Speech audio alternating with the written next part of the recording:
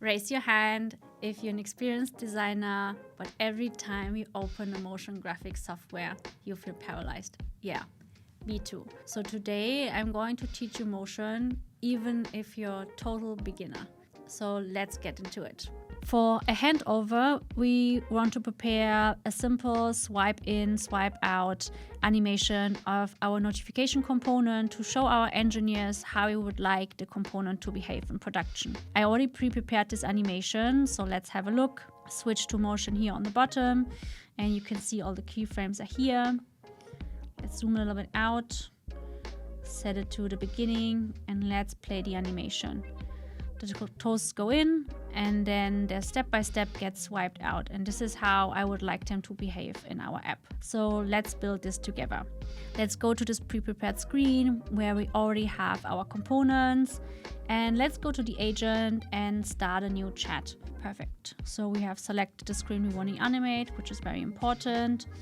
And then we just let the agent do its motion magic.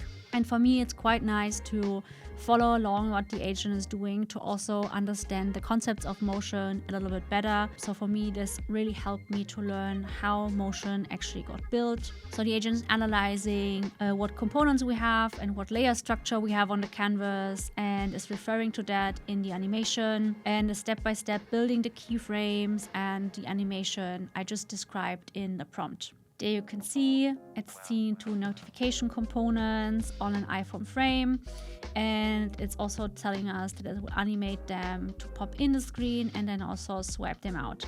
And boom, you can see it generated all the keyframes for us. The animation is ready, great. So then select our screen and let's play the animation for us. The toes are coming in from the top as set, and they're also swiping out to the right. I think we want to have them swipe out to the left, so just adjust the animation a bit. And we let this work for now, and we come back to this afterwards, but this is already a great progress just for having to use two prompts. I already have a quite solid animation. And the great thing about motion is that you can also attach variables from your design system, so you can make sure all your animations are consistent throughout your whole design system. Amazing, just as I wanted it. So the toes are flying in from the top and swiping out to the left. Here you can really see how easily you can create a quick animation just with a few prompts. It's really like intuitive, just like natural language. Let's jump to something more complex. I have this brand here called Off Trails, and they recently launched a new brand icon set. But sometimes those new launches don't really get the recognition they should get, and this also doesn't really drives design system adoption. So I thought, why not using motion to uplift those design system updates? Let's go here. I already have pre-prepared a very simple icon animation. So let's click onto it, switch into our motion mode and play the animation. You can see here the icons are very nicely flowing in and just giving it a little bit extra for our launch to announce. So let's do that together. I already prepared a little screen here and our brand icons, and let's just go to the agent, create a new chat. I want the icons to one by one appear on the screen, and let's just let the agent run and do its magic, and we'll step by step build this animation, and you can follow along again just like as the previous one. So we let this work for a second and get back to this later. Let's go to the next one where I wanted to up-level the launch a little bit more, right? Like an icon animation is nice, but why not adding text and some brand imagery to it to really make it something truly special? So let's play this animation I already prepared. And you can see here, we highlighted the icons, we're using some brand imagery, and we also add some text that this is a new design system update and that we now have a new brand icon set available. And this is already way much complex. If we go into our panel here, make this a little bit bigger, we can see there are a lot of keyframes and animations.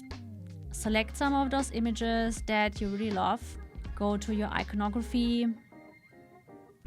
that you want to choose and use the agent again to build an animation. Flicker, effect, one icon, highlight, last frame, design, system, use, work, font for the text. Okay, while that animation is working, let's jump to a different approach. So here I created an animation for our newly introduced dark mode. So let's switch to the motion tab and I'll set this to the beginning and play the animation. So again here I'm leveraging our brand photography. I'm showing first the light mode, then switching to dark mode, and then announcing that this is a design system update. And to build this animation, I used a little bit of a different approach. What I did here is that I basically built my own storyboard of how I want the animation to flow. I picked again some brand imagery going from day to night, kind of emphasizing on the light to dark mode. I composed how I want the screens to get into the animation and how they flow, showing them step by step, switching from light to dark mode, and ending just as in our previous animation with the text that we have a design system update and that is now live in production. So to build this animation, I composed all those frames. I select them. I go back into the agent, create a new chat, and for the sake of time, I already have this pre-prepared prompt which is saying that I want to build an animation to introduce dark mode. I again want to use the flicker effect I used in the previous animation. I want to show the screens side by side. They should bump into the screen, and then at the end I want to add with a text frame. So I selected all of those, and again I just hit go with the agent, and the agent step by step is building this animation for me. While this is working, let's go to the previous animation to untangle it a little bit and also see how we can learn from motion. So when you select different elements, you can see how the elements are flowing in and out of the screen. And for me personally, that really helps me to understand the concept of motion. So here I can go into the different keyframes and see what is happening, what is the scale, what is the opacity. I can click all on the different keyframes and see how they behave. And if I want, I can adjust them. Just like play with the curves, play with the spring, and just adjust it a little bit so it fits really the tone I want to hit or the feeling I want to have for our brand animation.